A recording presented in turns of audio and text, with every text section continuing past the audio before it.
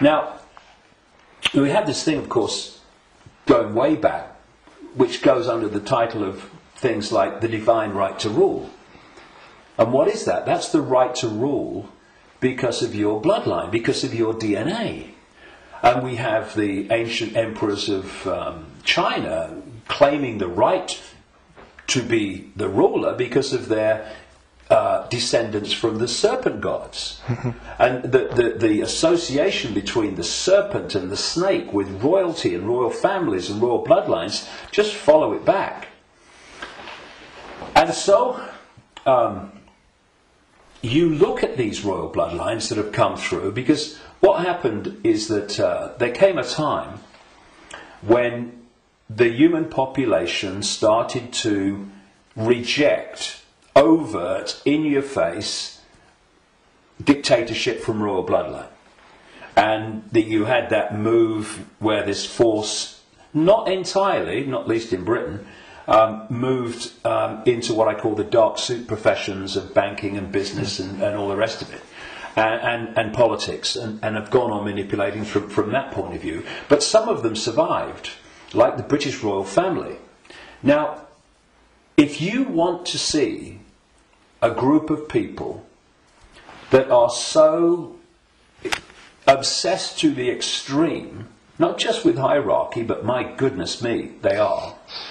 The whole British class system, as they call it, is based on, obviously, hierarchy, which is based on the head of state being the Queen.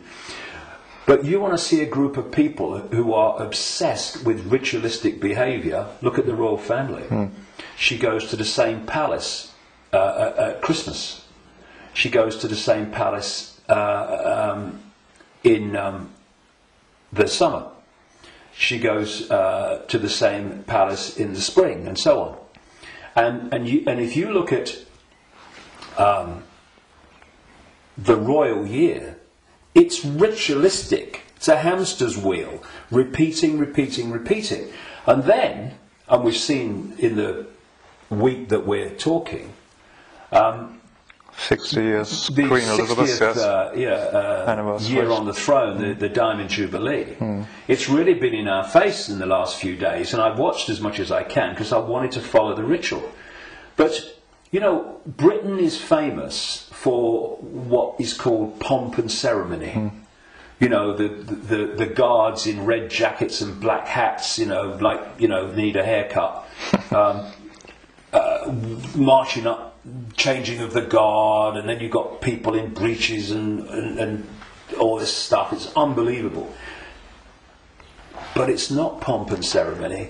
It is ritual. Repeating ritual. So if, you know, I'm saying, and I've said for years and years and years, I've been saying it this week, as this is unfolded, that the British royal family, and the royal families of Europe too, but the British royal family is an expression of this hybrid bloodline which represents these other dimensional forces within human society. And I've described how these other dimensional forces operate, their mentality, how they structured. And you look at the British royal family alone, and it's absolutely a mirror of the very traits that the Gnostics, etc., have spoken of in terms of this archonic other dimensional force. So, you know, it's very challenging, obviously, for people that have not researched this and not been through the experiences that I've been through in terms of things that I've seen and things that I've experienced and things that I've read and researched. And also because from cradle to grave we are given a certain version of reality. Boom! You know, education system, peer pressure, media, all the way through, to actually go and encompass the possibility of what I'm saying. But you know, it's like Gandhi said, even if you're in a minority of one, and I'm not anymore, far from it, but even if you're in a minority of one, the truth is still the truth. And it's not, it doesn't become an untruth because people can't find the capacity to see it's possible. It's just, you know, people say that's impossible, that can't be done, that's crazy. But what are they doing? They're just looking at something from a certain point of observation. And if their point of observation has been just to take in the programming that's imposed upon us from the first moment we become conscious in this reality, then they'll see it in a certain way and they'll say that's crazy. But if you spend 22 years researching it, you're looking at it from a completely different point of observation, and to you it's blatantly bloody obvious. And it's bringing those two points of view together that's the challenge, because what is happening in the world and what's behind what is happening in the world is so massively different, fundamentally almost indescribably different to what we're told is happening, that's the chasm that is probably more than anything else the greatest defence vehicle that this conspiracy has. It is so extraordinary that people think it's not possible, and anyone that talks about it must be crazy. But it is changing. All right. On the other hand, I just wanted to ask that people waking up and people are coming to your lectures now to the thousands, and you have full halls, and you want to do a big event in the Wembley arena with probably thousands of people. So it's important, if you know all these things, that they're pretty frightening, that we are being manipulated for thousands of years. On the other hand, we are divine consciousness, you said, and we just have to change our perception. What can we do now that we know that we are being manipulated? How do we get out of it, and can we get out of it? Well, you have to go deep in the rabbit hole for this, and of course you're constantly going deeper or trying to go deeper. But see, there are many aspects to this. When again you scan the ancient world, including texts that came through to be things like Genesis in the Bible, there is another common thing, and that is that there was an interbreeding. I'm sure it was direct interbreeding, but interbreeding. There was genetic manipulation of the human form, and this is my view after 22 years of researching this and the information coming to me.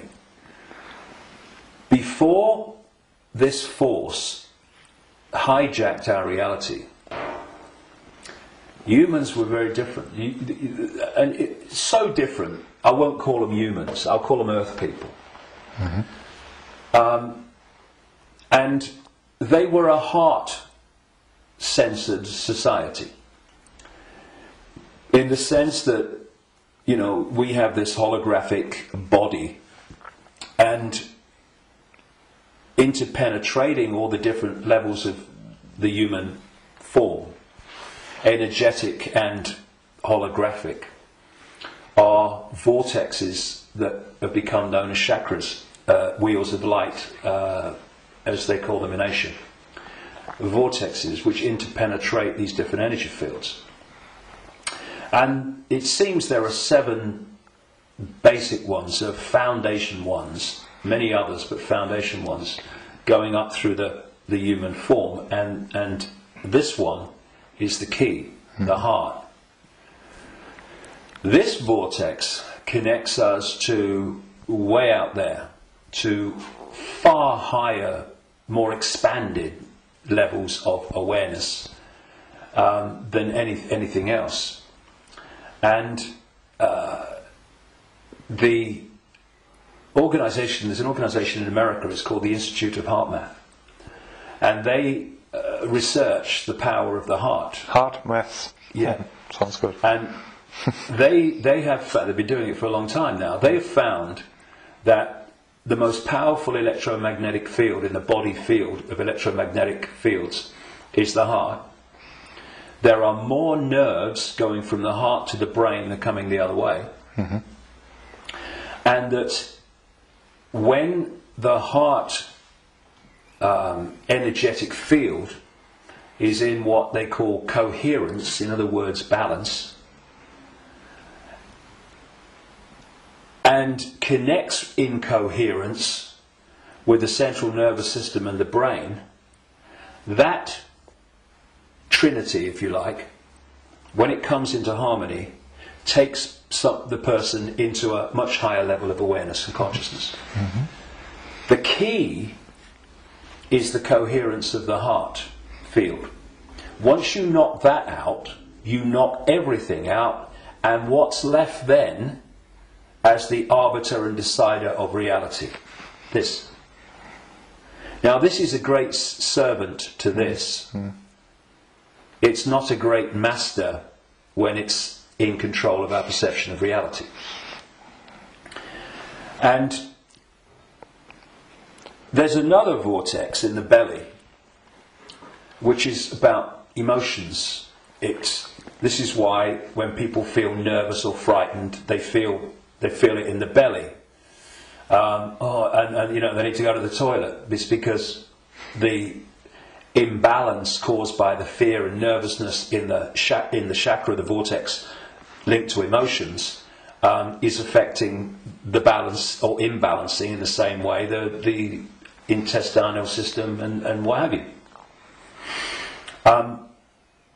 And what they've done to pull humanity into a low vibrational, brain dominated perception is they've moved the point where we interact with reality from the heart to the belly.